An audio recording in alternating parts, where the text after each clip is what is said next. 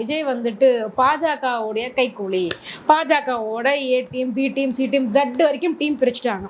So பாஜக கூட இணக்கமாக இருக்காரு. அவர் தான் வந்து இந்த பிரச்சனையிலேருந்து காப்பாற்றுறாங்க விஜய் அப்படின்னு. இது எந்த அளவுக்கு உண்மை சார்? எந்த கை, இடது கையா வலது கையா? எந்த கைன்னு அது தெளிவாக கேட்கணுங்களா? ஆமா, அப்புறம் தான் நாங்கள் சொல்ல முடியும். எந்த கைன்னு அடுத்த வாட்டி கரெக்டாக கேட்டு சொல்லுங்க.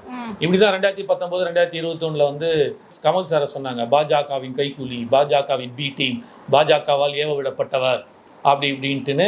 இத்தனைக்கும் அவரோட ஜாதியை வேற வச்சு சொன்னாங்க. அவர் பிறந்த மதத்தை வச்சும் அந்த ஜாதியை வச்சும் வேற சொன்னாங்க. பாஜக இவர் எப்படி லிங்காரர் பார்த்தீங்களா, ஒத்து வருது பார்த்தீங்களா அப்படின்னாங்க. இப்போ இவர் என்ன சொல்றாங்க, ஒரு குறிப்பிட்ட சமுதாயத்தோட வாக்குகளை பிரிக்கிறதுக்காக பாஜக இறக்கி விட்டுருக்கு அப்படின்னு. இப்போ அந்த கமல் சார் எப்படி நல்லவர் ஆயிட்டாரா? இப்போ அப்புறம் எப்படி இவங்க கட்சியில் சேர்ந்த உடனே புனிதன் ஆயிட்டாரு? பாஜக பி டீம் இல்லை. அப்போ யோசிச்சு பாருங்க. நான் சொல்றேன், இப்போ யார் தெரியுமா பாஜகவோட பி டீம் கைக்கூலி? திமுக தான். ஏன்னா பாஜக தான் வந்து இறக்கி விட்டதே கமல் சாரைனா, அந்த கமல் சாரை திமுக ஏற்றுட்டு இருக்குது அப்படின்னா மேல் இடத்துல இன்ஸ்ட்ரக்ஷன் வந்துருக்குது. அதனால தான் அவங்க எடுத்திருக்காங்க. இப்போ நீங்கள் என்ன பேட்டி எடுக்கிறீங்க, உங்கள் ஓனர் சொல்லி எடுக்கிறீங்க. அப்போ எப்படி வரும்? அப்போ நான் எப்படி உங்களுக்கு பேட்டி வரேன்னா ஓனர் மூலமாக வந்து வருது இல்லை? அந்த மாதிரி கமல் சார் வந்து பி டீமு, அதை திமுக ஏற்றுக்குது. அப்போ திமுக டைரக்டான பி டீமாக உள்ள வருது. அதனால தான் அப்படி இருக்குது.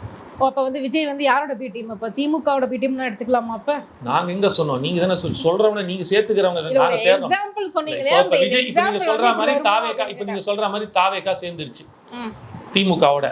என்னங்க நேத்திரிகை நீ போச்சு அப்படின்னா அப்ப நான் ஏத்துக்கிறேன். ஆமாங்க, இவங்களும் பி டீம் தாங்க. தாவேகாவும் கமல் சார் சேர்ந்தாரு. முதல்ல பாஜக பி டீம் சொல்லி அப்படியே திமுக பி டீம் சொல்லி சேர்த்துக்கிறாங்க. இப்போ இவரையும் சொல்லி சேர்த்துக்கிறாங்க. அப்போ உண்மையிலேயே பி டீம், அதாவது வந்து அதோட இடம், அது என்ன சொல்லுவாங்க, ஆரிஜின் வந்து இங்கே இருக்குது, அங்கேருந்து தான் ஸ்டார்ட் ஆகுது அப்படின்னு சொல்லிட்டு தாய் கழகம், பாஜகவின் தமிழ்நாட்டு தாய் கழகம் திமுக. அதனால தான் அடுத்தடுத்து புதுசாக வரவங்கள ஒவ்வொருத்தரையாக உள்ளே சேர்த்துக்கிறாங்க. அங்கேருந்து சொல்கிறாங்க இங்கே ஆர்டர் நடக்குது, ஹெட் ஆஃபீஸ் பிரான்ச் ஆஃபீஸ் அப்படின்ற மாதிரி வருது.